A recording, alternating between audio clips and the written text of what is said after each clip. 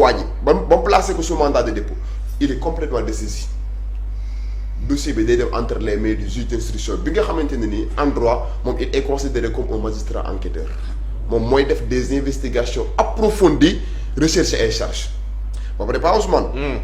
Le procureur de la République il n'est pas intéressé par la recherche des preuves il poursuit sur la base d'indices. dama ne le procureur de la République il n'est pas intéressé ba xam preuve bi am na wala amul.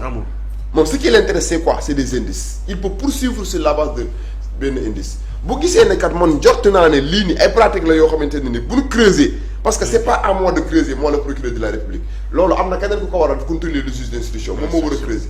mais moi à partir du moment où j'ai décelé qu'il y a des indices te indices yooyu noonu kat laaj na ça nécessite ñu creuser au fond pour comprendre qu'est-ce qu'il y en est réellement. donc damay enclencher déjà des poursuites sur la base de ces indices là mooy ma jàpp nit ki ñu yóbbu ko garde à vue bu garde à vue bi jeexee ma saisir un juge d'instruction placer le sous mandat de dépôt saisir benn juge d'instruction léegi juge d'instruction boobu nag moom moo am ay pouvoir yoo xamante ne procureur de la République amoo moom moo am pouvoir par exemple demander à ce que ñu geler say comptes banque moom moo am pouvoir def toutes les investigations pour la manifestation de la vérité donc dans un premier temps à travers ce communiqué là Pa Ousmane j'ai pas décelé une irrégularité parquet bi li mu def mooy li nga xam ne loolu la ko yoon mooy yoon nee na ko article 32 du code de procédure pénale nee na le procureur il reçoit les plaintes et dénonciations et apprécie la suite à leur donner recevoir na des dénonciations de la part de la CENTIF quelle est la suite à donner mooy moom que demande na à ce que ñenn ci ñi nga xamante ne tey jii nii tuddandal leen ci ñu enclencher des poursuites à leur encontre maintenant enclencher des poursuites à leur encontre on verra maintenant parce que présentement parmi les personnes soupçonnées en tout cas de ces pratiques là am na ci kenn koo xamante ne comme je l'ai dit tantôt dafa am benn mbaraanu kirlaay et on est en train en tout cas de voir par quel moyen on peut parvenir en tout cas à lever son immunité parlementaire mais sur le principe du communiqué moi je pense pas qu'il y a une violation de la présomption d'innocence puisque le parquet s'est limité simplement à qualifier les faits mais pas à caractériser une infraction ci doxalinu PGF jàpp nga ni dëppoo na ak li yoon wax parce que gisoon nañ CREI yi mi fi nekkoon bi mu fiy nekk ñu bëri dénoncé nañ yenn ci ay droits les plus yenn ci ay droits les plus élémentaires yi nga xam dañ ko daan bafoué fi mu toll nii ñu gis PGF am beneen doxalin ñu bëri ne politisation daf ci am ndax yow loolu nga gis. c'est très prématuré man ñuy wax politisation daf ci am man je me pose la question gis nga nit booy critique doo def ay critiques yu superficielles. mais déjà machine judiciaire bi mettre gun ko en branle. dañoo constater ay soupçons par rapport ak ay faits procureur bi def communiqué demander à ce que ñu enclencher des poursuites. c'est-à-dire on n'est pas en plein dans la procédure et à partir du moment où on n'est pas en plein dans la procédure vouloir dire de manière prématurée que dafa am politisation non mais c'est exagéré. c'est une critique superficielle ñàkk koo xam non mais c'est une critique superficielle. Amidou Deme la tudd c'est le juge Amidou Deme. gars yi posé nañ que la question sur quoi c'est lan la fondé wu moom pour wax ne dafa am politisation il n'y a aucune politisation dans ce sens-là puisque la machine judiciaire vient d'être déclenchée et que nous en sommes au tout début de la procédure procureur bi moo jël benn communiqué wax ne kat man bi ñu ma saisir d'un rapport j'ai constaté des faits yoo xamante ne ni kat war na mën a nécessiter en tout cas ñu saytu ñu enquête ñu poursuivre donc foofu y a pas de politisation. donc ñoom fi mu toll nii daaw duñu def comme ni CREI daan def. non CREI dala daan téye ne la ñëwal. xam nga indi say preuve fi mu ne nii ñoom ñooy uti preuve boo xamante ne moom lañ lay toppi. xam nga CREI yi da doon procéder au renversement de la charge de la preuve. d'accord xam nga la mooy renversement charge de la preuve. mooy man maa la accusé mais yow yaa indi ay firnde. yow yaa indi ay firnde d'accord. biñ éliminer bokk na ci li tax ñu éliminer CREI yi. mooy qu'on puisse permettre au moins à l'accusation de soutenir l'accusation. en droit pénal quand tu accuses tu dois prendre tes responsabilités de soutenir ton accusation. ay boo ko doon wala fal. ma ne en droit pénal dañ ne nit ki booy accusé yow yaa war a jël say matuwaay ba li ngay accusé nga indi ay preuve alors que ci CREI yi dañ doon constaté ne yow mi accusé danaa laan maa la accusé mais yow indi ses preuves loolu ñu tuddee renversement de la charge de la preuve donc la charge de la preuve en matière pénale day incomber à l'accusation mooy kii accusé moom moo war a prouver les moyens pour prouver donc pôle judiciaire financier yaakaar naa ne corrigé nañ en tout cas anomalie boobu noonu nga xamante ne doon nañ ko constater au niveau de la CREI non seulement dootuñ constater le renversement de la charge de la preuve. Mais pôle judiciaire financier dina permettre le droit à un recours effectif. D'accord. Qu'est-ce que le droit à un recours effectif?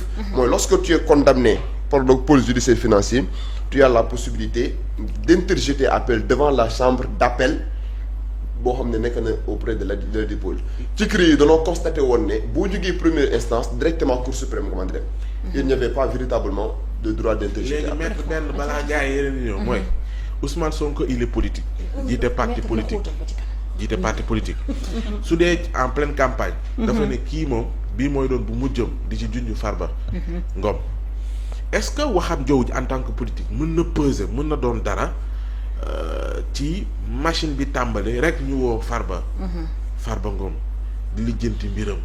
Bon, muy communiquer ci dossier yooyu nga xam te ne dafa laaleeg yoon. bon, je sais pas par da ci Ousmane. interférer. Lorsque Ousmane Sonko faisait cette déclaration-là, est-ce qu'il n'avait pas à sa disposition déjà maanaam le document de la CENTIF? maanaam ci wolof. Je m'interroge mooy je m'interroge man dara wóoruma ci dama ne. Ah. Est-ce que Ousmane Sonko bi muy def déclaration boobu noonu est-ce qu'il n'était pas informé est-ce que amuloon déjà information que am na benn document boo xamante ne tey jii buñ ko yóbboo ci pôle judiciaire financier bi en tout cas sud bi lii la ma doon mën na maa njort loolu.